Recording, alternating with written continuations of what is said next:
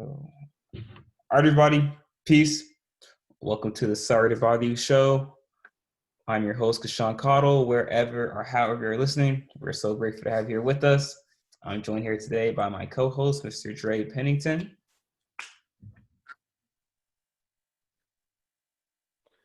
What's good, everybody? How we feeling? I'm glad, I'm here.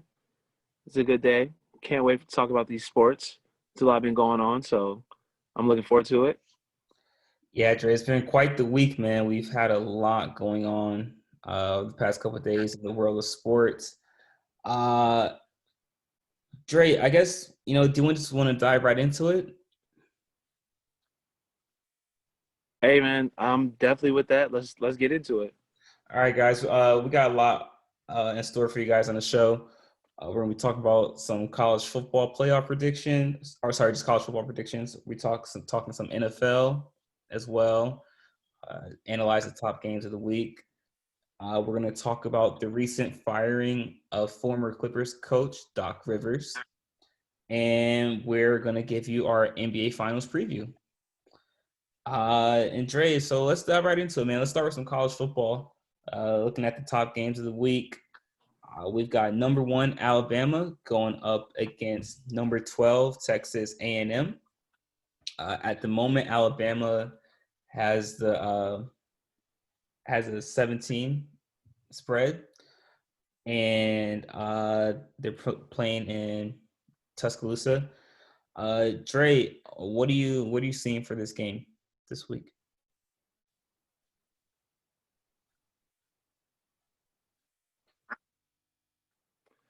Honestly,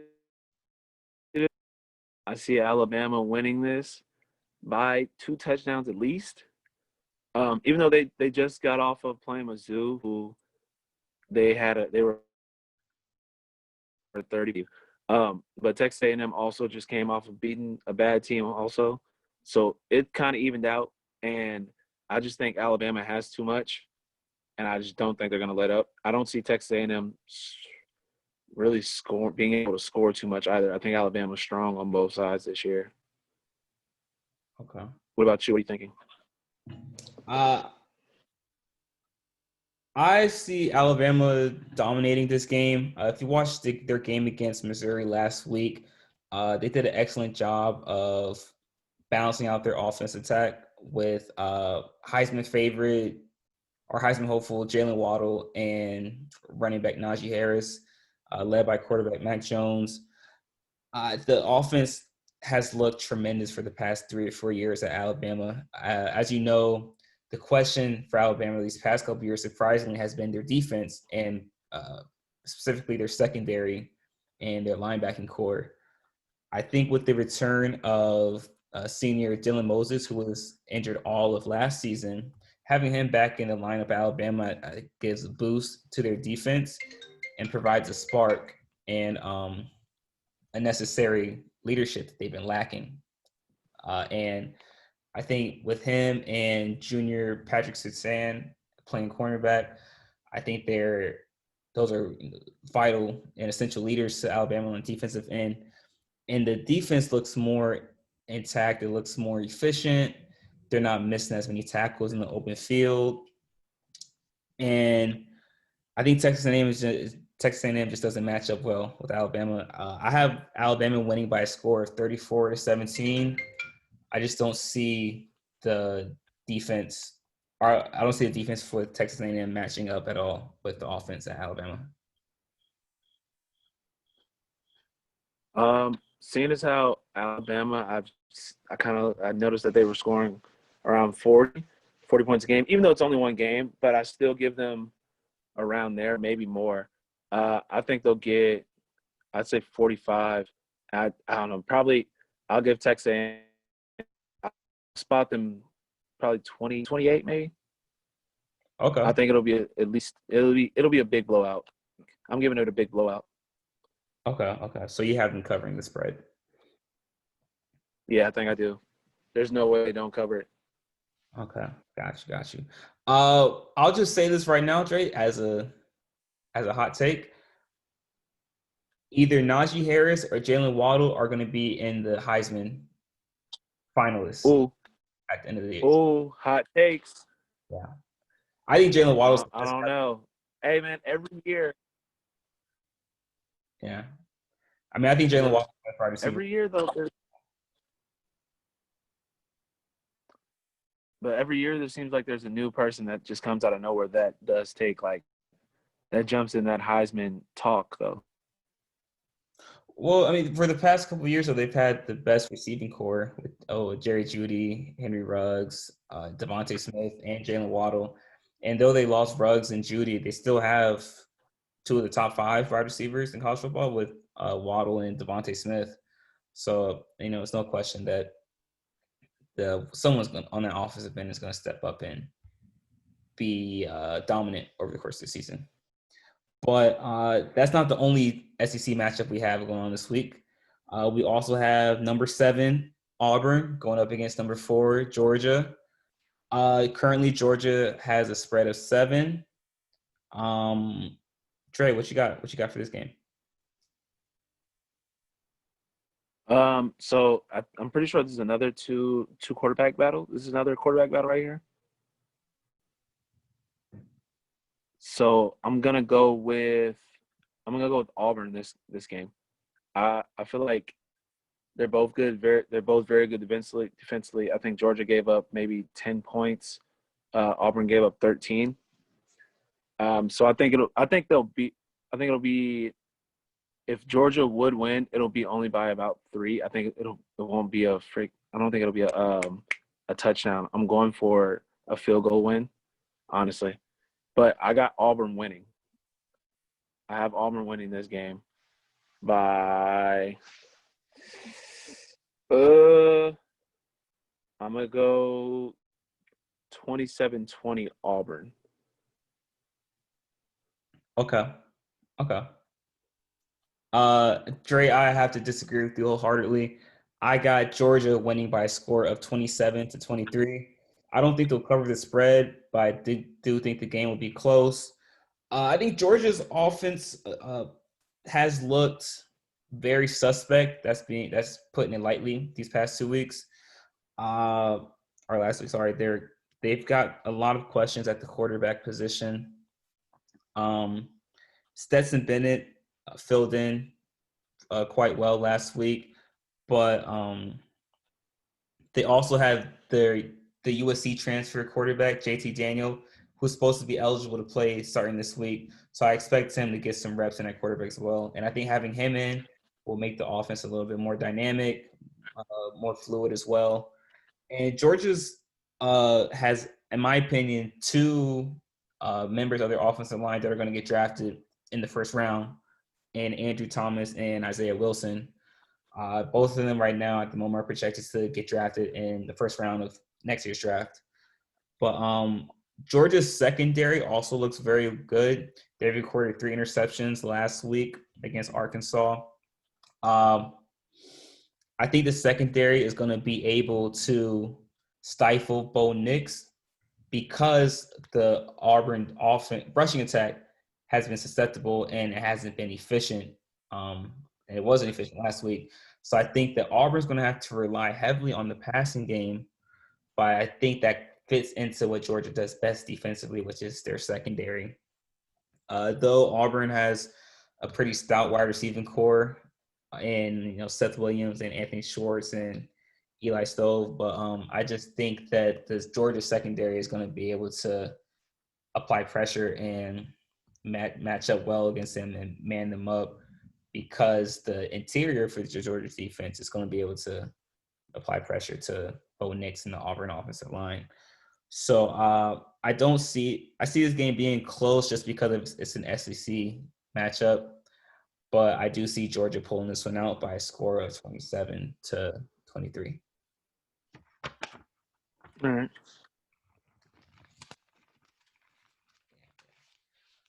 But Dre, yeah, so we got some pretty good games though with college football, man. Quick question though. So who do you think, I know it's still very early in the season, who would you say right now is the best college football team in college football? Right now, who's number 1 right now is Clemson, isn't it? Because they have who I think is the best quarterback is on Clemson. I think he's going to go number 1 next year. And we all know that quarterback play is important in college. So I want to say Clemson, but I'm not sure how their defense has been this year. I haven't been able to check out any of their games. Okay. Yeah. I think it'll be interesting once the Pac-12 gets into play as well and have all the teams in the Power 5 conference playing. A lot of teams now in the top 25 probably shouldn't be in the top 25, but they're only in there because a lot of teams aren't playing right now.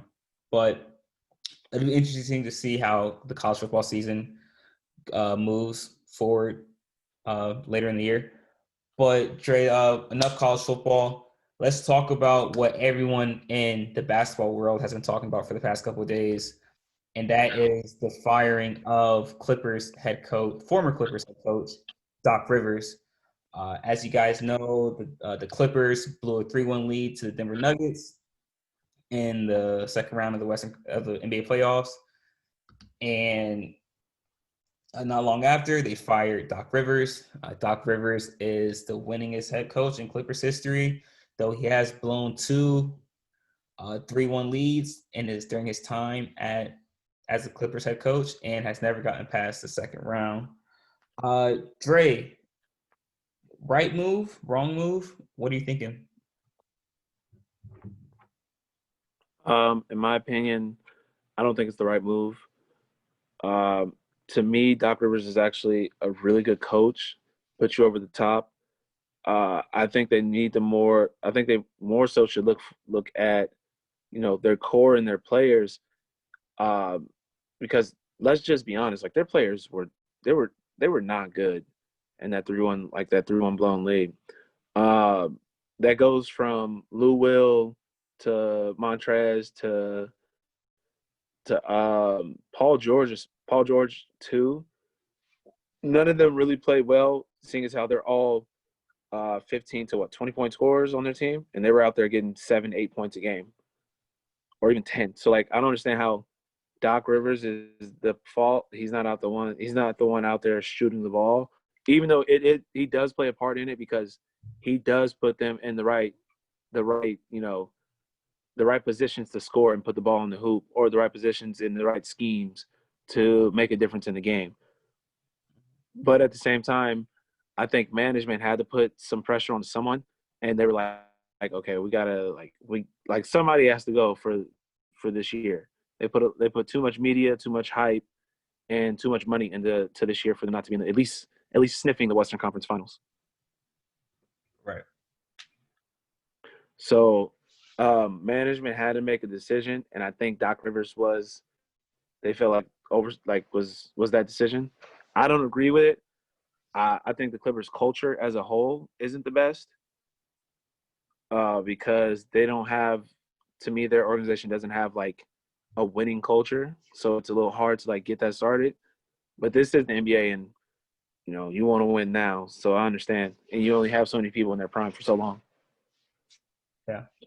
What about you? What are you thinking? Yeah, Dre. So you talked about culture, right? You said the Clippers have a problem with culture, right? Yeah. Okay. So aside from the GM and the owner, obviously it starts from the top, but it trickles down. Before it gets to the players, it comes to the head coach, right? So we're talking about culture. Culture makes up accountability. It makes up intensity. It makes up camaraderie. There's a lot of factors that come into creating a great culture. Uh, and I think that Doc Rivers has done a poor job of creating or helping to facilitate and create a great culture with the LA Clippers, whether that's due to his inability to reel in his star players or create a great, unique offensive scheme. Don't get it twisted. Doc Rivers is an amazing coach, and he's going to find a job very soon in NBA, maybe within the next couple of days. But I do think that the blame has to be on Doc Rivers for this recent collapse by the LA Clippers. And I say that because, yes, you were saying that the PG and Kawhi and Montrez and Lou, those are the guys shooting the ball during the game. But as a coach, you have to take into account that if you see certain players aren't playing up to par with your team still up 15, 16 points in a closeout game, you have to take them out no matter what type of role they have on your team. So if you're up 15 points and your quote unquote second best player isn't playing up to par, don't leave him in. You got to take him out. You understand? You got to take him out because he's not playing up to par. And also, I think a lot of us have gotten into the notion that Doc Rivers is a great coach. I talked about this a little bit last on our show a couple weeks ago. A lot of us think that Doc Rivers is this amazing, outstanding, great coach, and he's a very good coach. But he's not in that top tier, in my opinion. Uh, yes, he did win the championship in 08 with the Boston Celtics, but I think he's shown time and time again throughout his career, he has shown an inability to close out series and keep his players accountable. Now, don't get me wrong, though. Doc Rivers is better than 85% of the coaches in this league. But I just think we have to look at his career and his coaching style with some objectivity. I think this is the right move. Something had to get done. Something had to change after this collapse by the Clippers. You can't just go into this offseason and change nothing. Not after blowing a 3-1 lead when you were predicted by many to win the NBA championship. I think that I don't think I know for certain that Steve Ballmer ran this decision by Paul George and Kawhi Leonard before he pulled the switch. And for me to sit here and see that Paul George or Kawhi Leonard, neither of them backed Doc Rivers, I think that says a lot about how the players themselves feel about Doc Rivers as a coach. And I'll just leave it at that.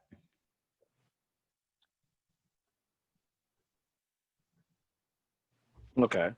But if you want to be honest, we're not going to sit here and act like Paul George hasn't been bamboozled in his career before, not showing up in playoff games. So you can see with OKC, he didn't do it.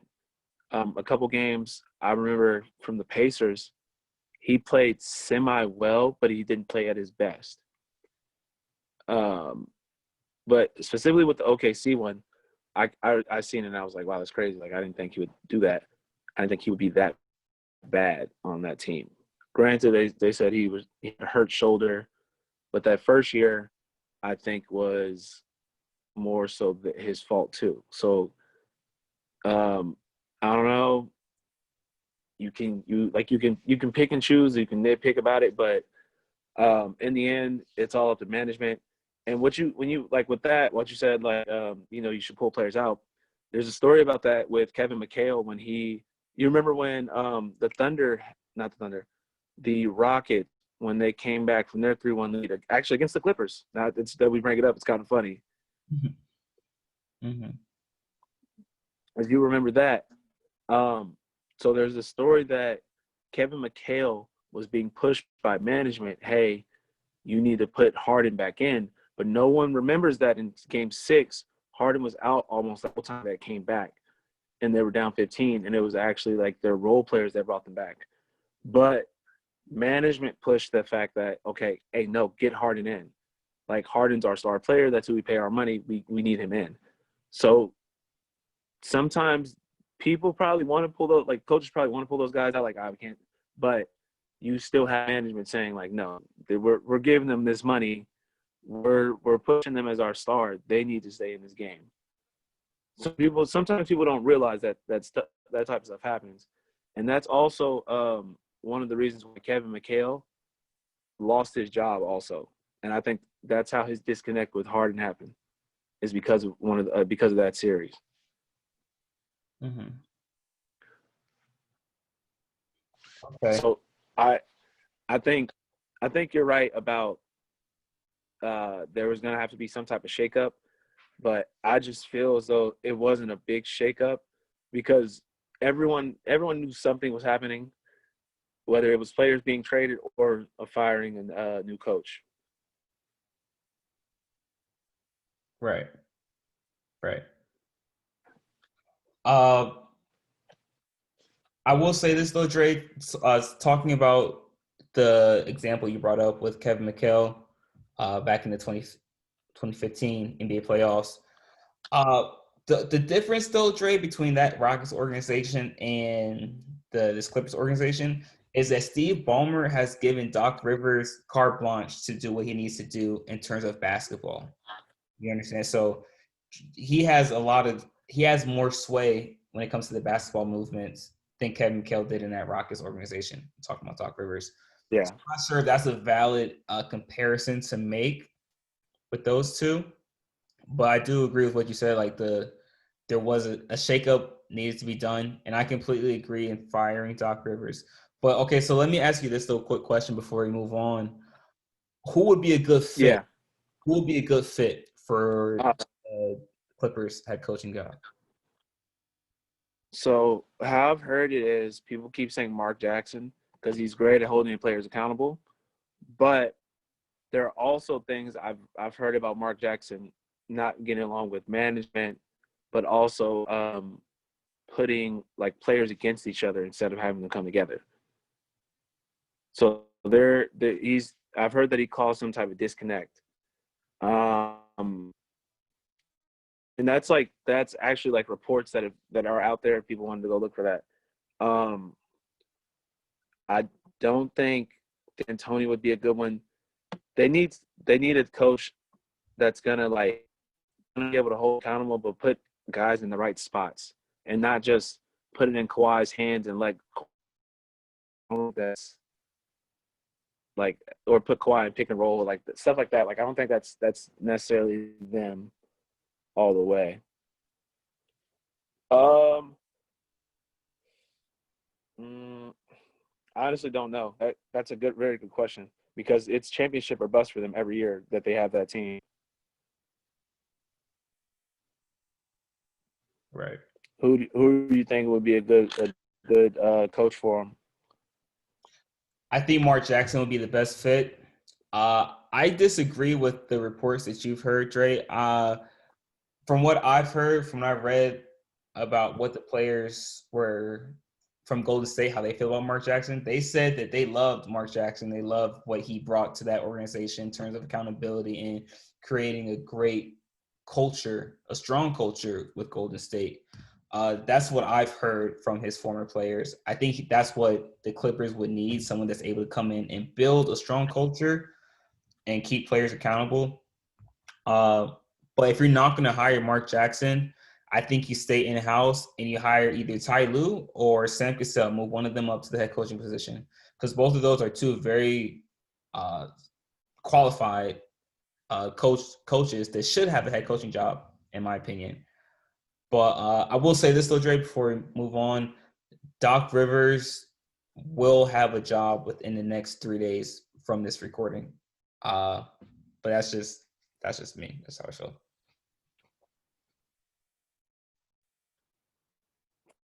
Hey, being honest, we can say two. By the way, I've heard things. So if we're gonna be honest, next 2 days after this recording goes up. Yeah, yeah, that's true. That's true. But all right, Dre. Yeah, so let's take a break from the basketball world. Let's move back into football. But this time, let's talk about some NFL football, right? Yeah. News I want to start with, Dre, is the Pittsburgh and Tennessee game being postponed due to COVID-19 testing. So for those of you who don't know, the Tennessee Titans had 3 players and 5 members of their personnel staff test positive for COVID-19. And since then, the Titans have closed down their facilities until Saturday. And in so doing that, the NFL has postponed their game from Sunday and moved it back a couple of days. Dre, just thinking about this whole dynamic of the NFL landscape with everything that's going on in the world with COVID-19, was this the right decision to push back the game? with Pittsburgh and Tennessee? Ultimately, yes, because you want to be safe. You want to make sure people are okay, and they don't necessarily know who got it first. So, and like we said, with COVID, it spreads like that. All it takes is a cough or, just like some swapping of, like, I'm pretty sure some swapping of fluids, and like you have a bunch of people sick. So, and people are still asymptomatic. That's still a thing. I think this is a good idea for them. Let it kind of clean your whole clean the building, clean the facilities, and then come back to it and let those guys who are kind of out, just sit at home, let them like recover and everything. There's I don't know. It's a scary feeling. I would think finding out that you get COVID and getting sick. So I think that it was the right move for them. Right. Dre, if you remember when we talked about this, man, I want to say back in June, you were asking me if I thought that the NFL would have a season. And I said yes, because too much money would be lost if they didn't. And then you asked me if they would be able to finish the season. And I said yes, because they would lose too much money if it didn't. So what we have to understand is that we are in an existential circumstance. This is something that's unprecedented in the world. Everyone is experiencing something that we have never experienced before, which calls for new guidelines and regulations and new ways of going about handling business. And what we have to remember is this old saying is that perfection is the enemy of good. We expect things to be perfect because that's how they previously were in the sports world. But we have to understand now, with the guidelines and regulations and things that are set up now, we have to be okay with things not being perfect and there being some hiccups and some missteps. But we have to be okay with being able with acknowledging that, seeing that, and fixing those things and moving forward. I think this is just a clear example of that. I think we all expected this to happen at some point during the season, just with the close contact and how football works. You know what I mean? Um, this was good. This is bound to happen eventually, but it's good that it happened so early in the season. So now people can see how to properly react to something like this and not get too blown out of proportion by it, and understand that the necessary steps are going to be taken to keep all the players and personnel and staff, keep their health, safety, keep it intact. And I think I agree. Obviously, it was the right decision to push it forward, push the game back. But we have to understand that things are going to be fine. That the game's not going to be canceled. It's just going to be played on a later date. That things like this are going to happen during the season, and we have to be okay with that.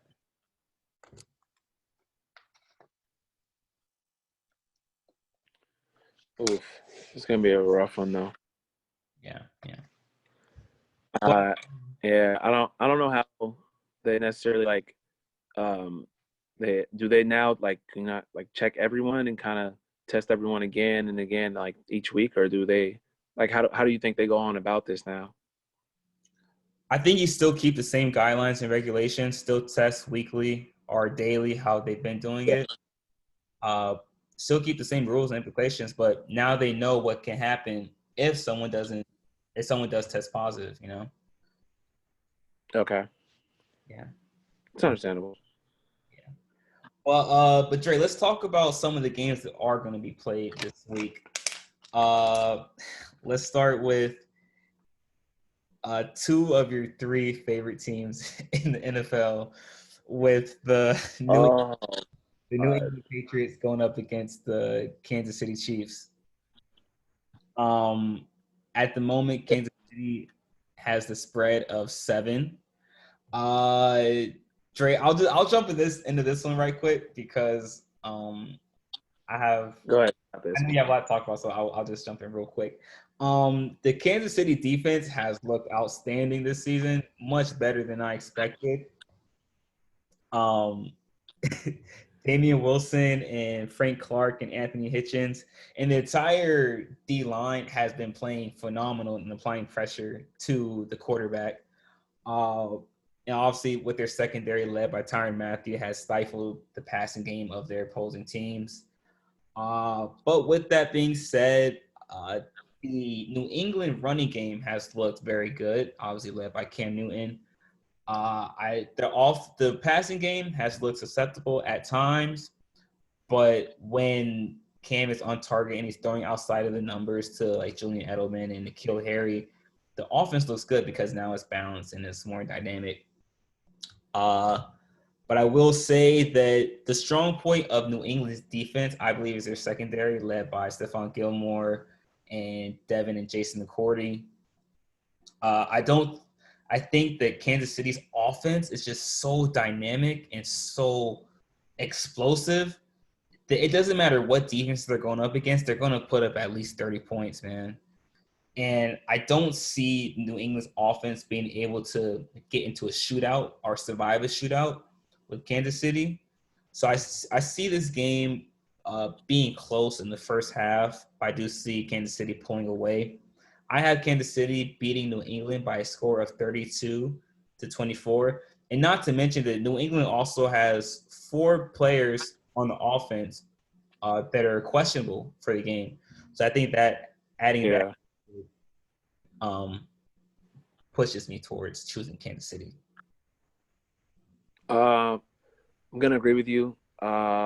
Kansas City is strong, man. Oh my God, it's ridiculous. It makes me so mad. You don't understand how mad I get from just the Super Bowl hurt is still there. It's okay. It's okay. But Mahomes hung what? I think 385, 400, 385 yards, 4 TDs on Baltimore last week.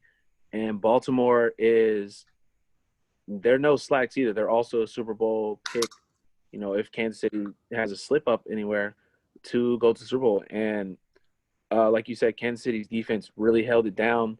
How I heard it, how I kind of watched it was not Mahomes.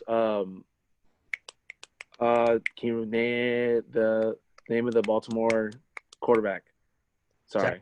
Lamar Jackson? Yeah, Lamar Jackson kind of had he was kind of iffy with his passes with Kansas City's secondary because they were just on point. They were there every time. And like you said, the defensive line is there, but also Mahomes is getting it out and they're being explosive as they're supposed to be. So Kansas City, I think the thing is Kansas City struggles against England because of how good Bill Belichick is defensively.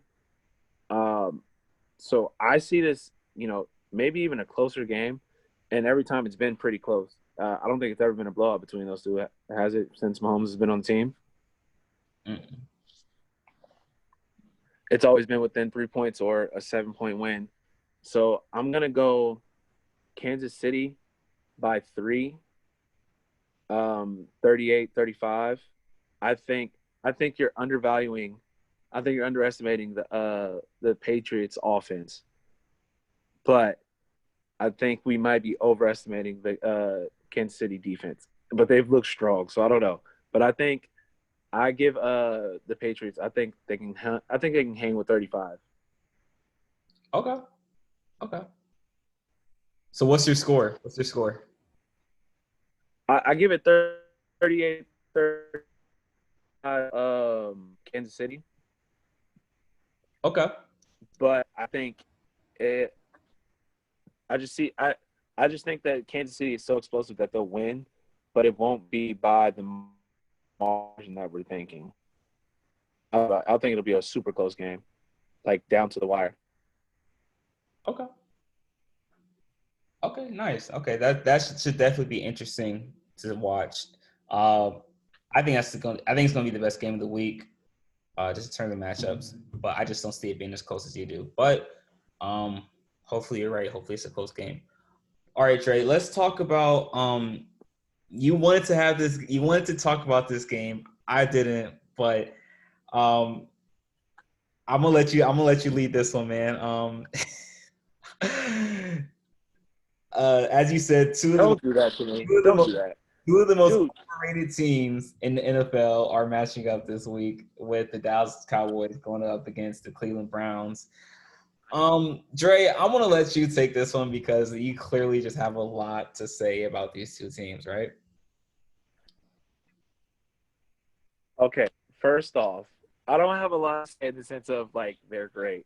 The Cowboys, who I think they overpay. I feel like they overpay a lot of their players, but they also didn't solve their quarterback issue, and I think that's causing some continuity within the team. But given that they have lost a couple of games to some pretty good teams, since they lost to the LA Rams and the Seattle, still pretty close games. And the Cowboys try to hang in there, but I just don't think they have enough right now. Something about their team is just off. I don't know what it is. It's just something about them that's off. And the Browns, for the first time in years, have a winning record. Did you know that? Did you know that they have a winning record for the first time in years? Just answer. That's a yes or no one right there. Yes, I was aware.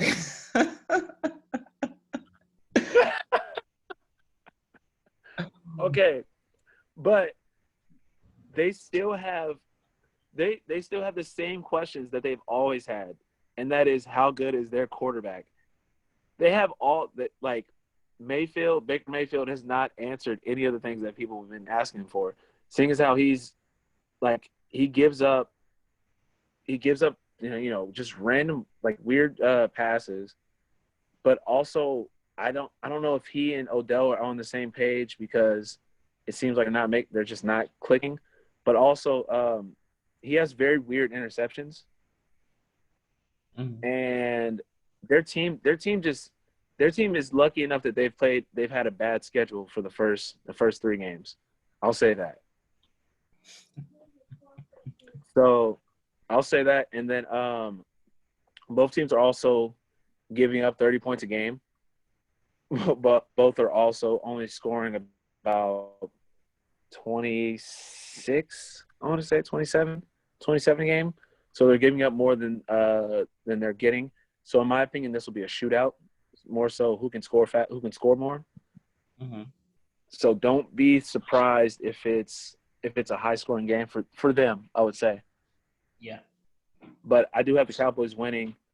Um, I would say, man, this is a hard one because I do like the Browns. The Browns defense is decent. It's just their offense I don't think is that good. So their defense stays on the field a little too long. Um, I'll give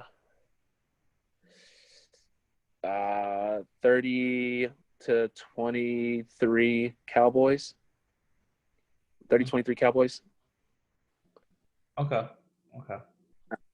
Uh, I don't know. I feel bad about that pick because the Browns are winning right now, and maybe they catch a hot streak and they keep winning. But I just don't see it. I don't know. I don't believe in Mayfield. I'm not a big Mayfield fan. Right. Right. Um, that's interesting you say that, Dre. Um, if a person shows you what they are enough times, you have to at some point believe them for what they are and what they say they are.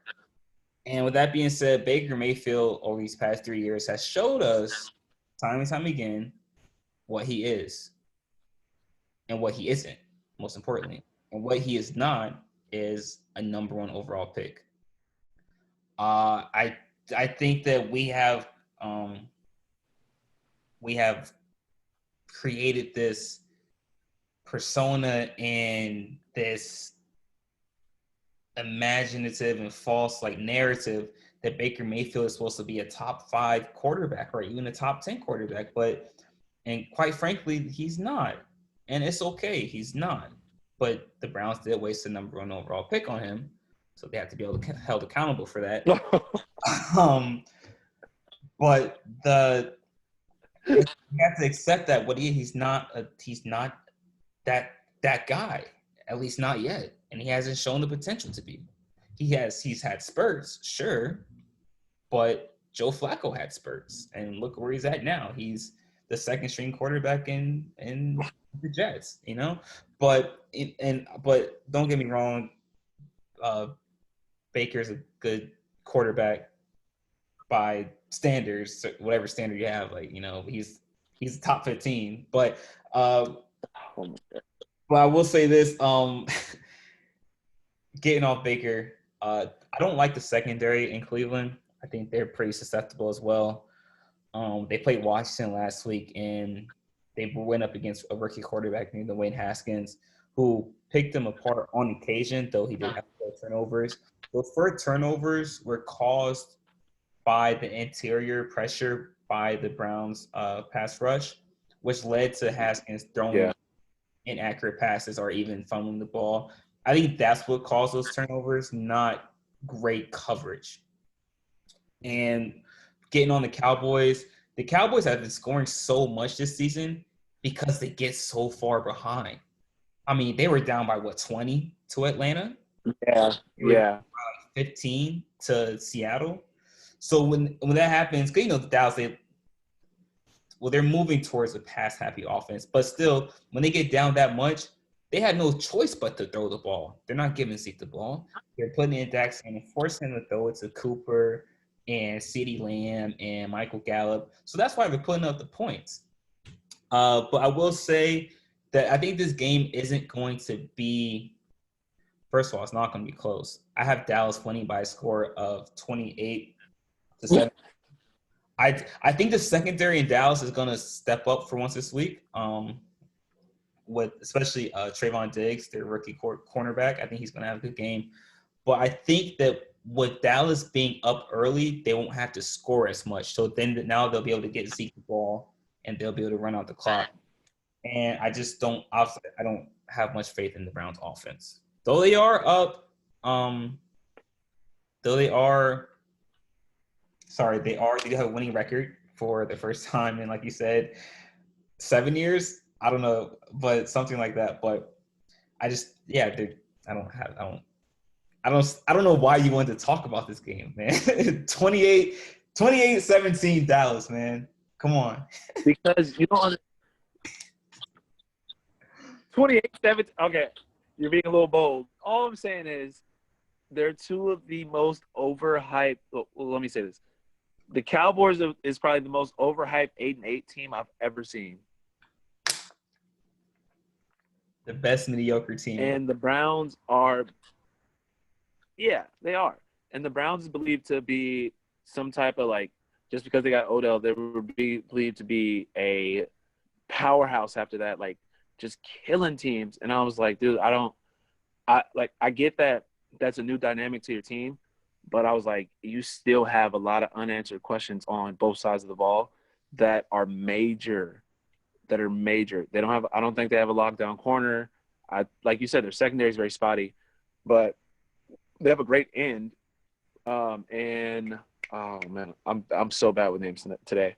They have a great DN, but even with that, they have a great, like, you know, they have a great front seven. I don't know. There's something about the Browns that I just do not like at all. I just don't. It's bad, but I just don't like it. And I think that for having a easy schedule the first couple games, I think that they're going to benefit from it. But do I see them going to the playoffs? No, because I don't think they'll make it past the Steelers or the Ravens. In all honesty, and they barely got past Cincinnati, if we're being honest. Yeah, that's true. That's true. I wish I could say I'm intrigued to watch that game, but quite frankly, I'm not. So if it's okay with you, Dre, let's just leave this game where it is, and that's just in mediocrity. So let's leave it there. Yeah. And let's talk about what everybody let's talk about what everybody has tuned into the show to actually hear us talk about, and that's the NBA Finals. As you know, the LeBron-led Los Angeles Lakers will be going up against Jimmy Butler in the Miami Heat Whoa. 20 NBA Finals. Are we Dre, gonna say LeBron? So we're not gonna account for AD? Are you serious? you know what, Dre? You know what? Why don't you start us out with what you see happen? No, you got it. No. Go ahead. Go ahead. You start out. Give us your prediction. All right, What you see happening. my prediction. Okay, first off, I'm gonna say this: the Heat deserve to be in the finals. The Heat beat the Bucks. They beat the Celtics, and the Heat weren't even a favorite to get to the finals. Let's be honest. No one expected this team to be here, but everybody wants a player like Jimmy Butler on their team. That is 100% honesty. And we talk about culture. We talked about culture with the Clippers. That team has everything you want in it for a culture. Mm-hmm. And I like Bam and I like the Heat, but the whole year I've picked. If we're gonna go back, I picked LA to win the championship this year at the beginning of the year because I said they're a bigger team than everybody, and I was like, and it's not that they're just bigger; they're skilled, they're more skilled. The only thing that I didn't like about them was their shooting. Mm-hmm. And I think that's something that is their Achilles heel. Do I expect them to be blowouts every game for the whole series? No. Do I expect it to be close every series? Yes, I expect it to be close. But we're not going to sit here and act like AD hasn't been a monster on this road to the finals. AD out here giving Jokic fits. All right. But first game, I'm gonna go Lakers. 110 to 108. Now I'm gonna go 120 to 113 Lakers for the first game, just because I think it's a fill-out game, and I think it's a lot of scoring is gonna happen.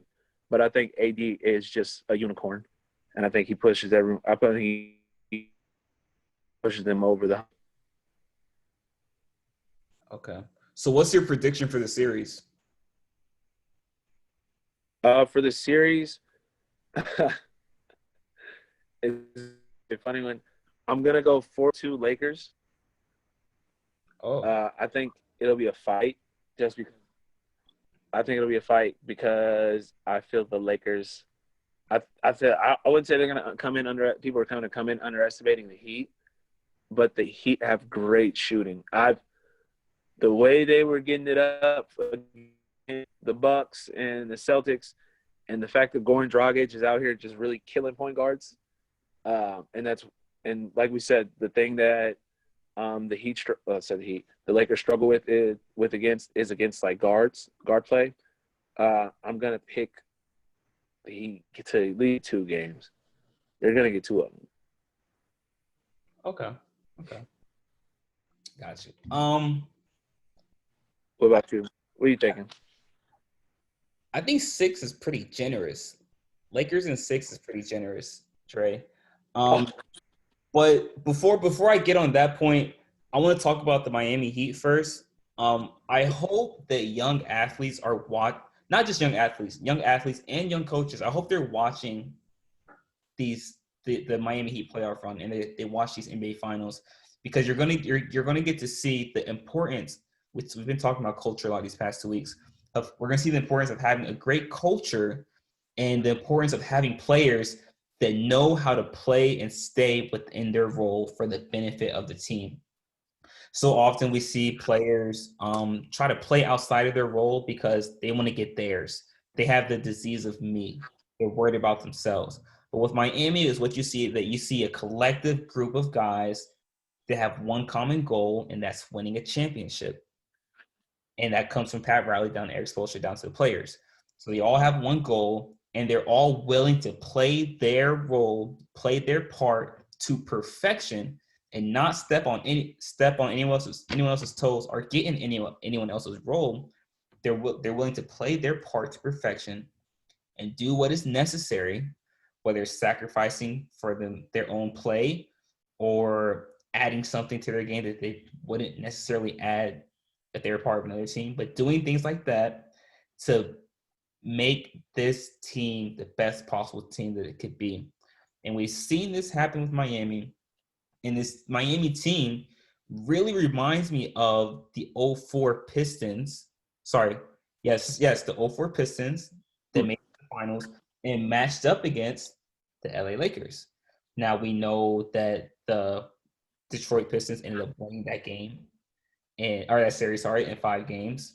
But that's what this Miami team reminds me of, a collective group of guys that are pretty good defensively, can shoot the ball pretty well. They move the ball well.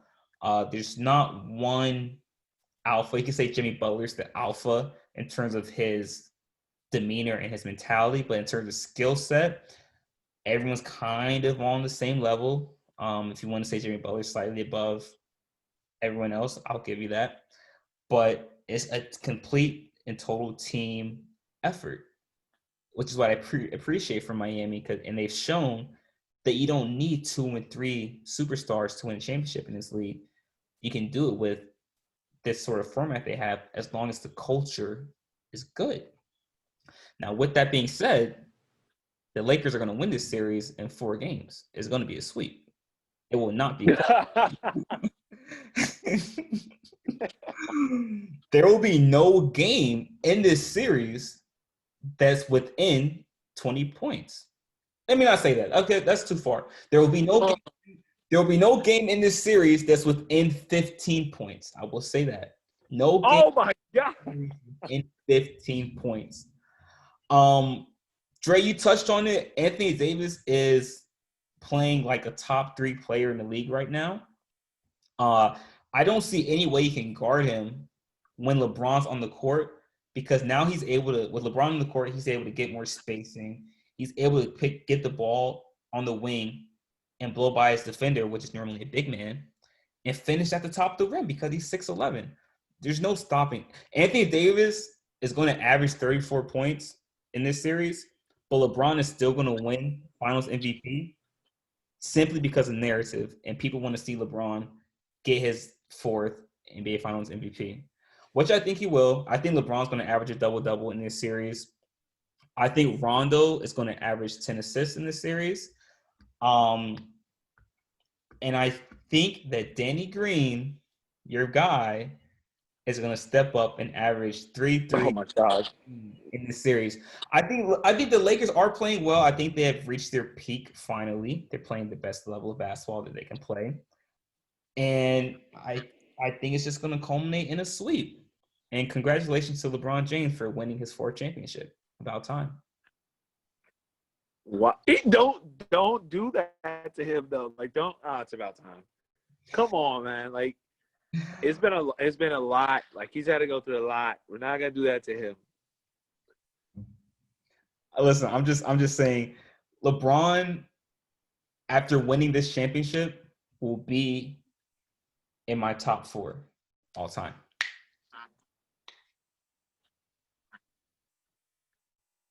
Oh wow. All right.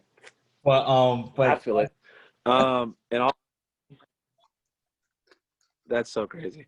But being honest, regardless of what people say, saying this was an easy road to the finals for them, whatever, yada yada yada, none of that is true because agreed. Health is another thing about health happens in every series, and it happens for every single team that's on their way to the championship.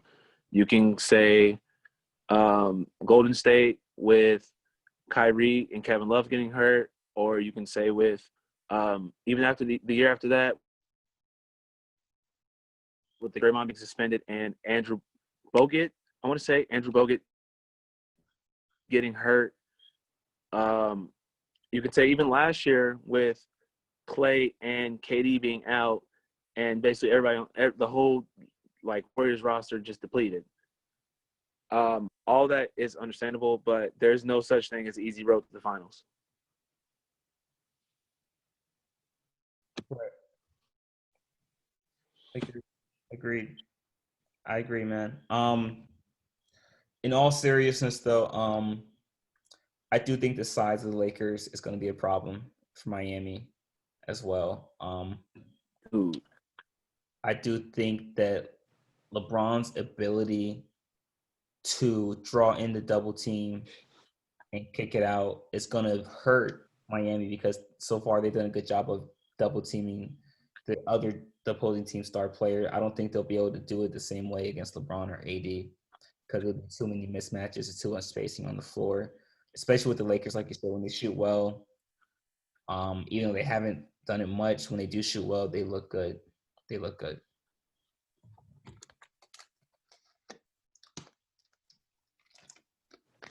So, one of the things that is super funny to me is,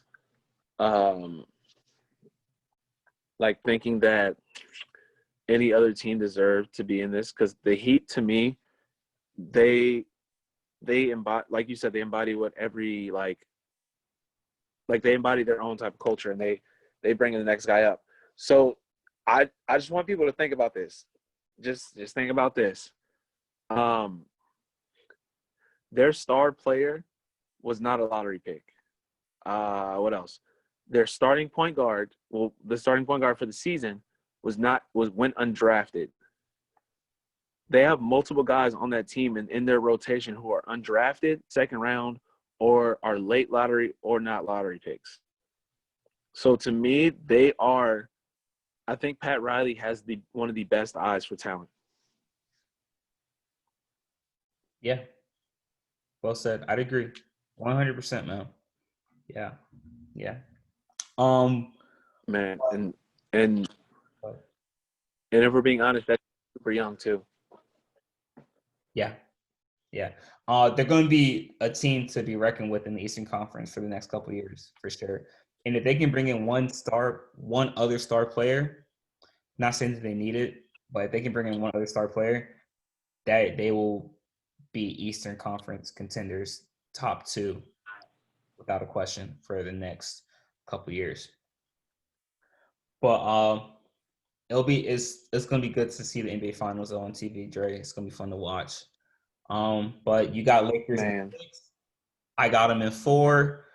Either way, LeBron is gonna have his 4th championship. So congratulations, LA Lakers, in advance.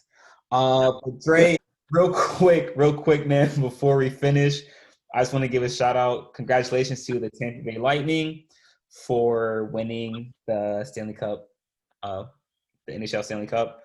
I will say that I only like to talk about hockey if my Capitals are doing well, but I have to get credit for credit's due. One of the highest scoring offensive teams all year, and they finally have gotten together. They've gotten over that hump, and have finally won that Stanley Cup final or Stanley Cup. And congratulations to them. And I do want to give my baseball prediction real quick. I've got the Oakland A's and the Atlanta Braves in the World Series, and I've got Oakland winning in 6. I called it right now, and there's going to be a party in Oakland. Yo, shout out to the Bay. Shout out to the Bay. Shout out to the Bay. Right. So, Oakland A's. Hey, man, thank you. Shout out. Right. Yeah. It's going to be good to see baseball in the playoffs, the postseason. But yes, I got the Oakland A's winning the World Series. Dre, that's all we have on the show for today. Before we leave, do you have any shout outs that you want to give? I want to give a big shout out to my cousin. She just had her fourth child, Gianna. I don't want to say, yeah, Gianna Pennington. Shout out to her. Welcome to the family. We can't wait to see you. My bad, Gianna Phillips. Shout out to you. Welcome to the family. We can't wait to see you. We can't wait to meet you and greet you. Shout out to one of my best friends. His name is Monte. Shout out to Brandon Rimberg. Go look at his clothing. They're still amazing. It's still like one of the best things you can go get. And, that's all I can think about. And anything for you? Shout out to the Nerdy in Many Ways YouTube channel. They've been supporting us throughout this entire journey we've had. Much love to them. And shout out to the Tatiana Jasmine YouTube channel. They've got great content on there as well if you're looking for reviews on Whole Foods and Trader Joe's, things like that. And shout out to all the college athletes that are pushing through this year despite the uncertainty going on in with their season. Much love to you guys, much respect to you guys. I know these are uncertain times, but continue to stay faithful and stay strong. Just know that your season will come and to take advantage of it when it does, because this should show you guys that each game could be your last, and to take every game, never take any game for granted. But Dre, that's all we got for today. We'll be back again next week to have more content, more football, more life, to have more talks with you guys. We really appreciate you guys tuning in, and continue to stay safe, be vigilant, make smart decisions. And until next time, guys, peace.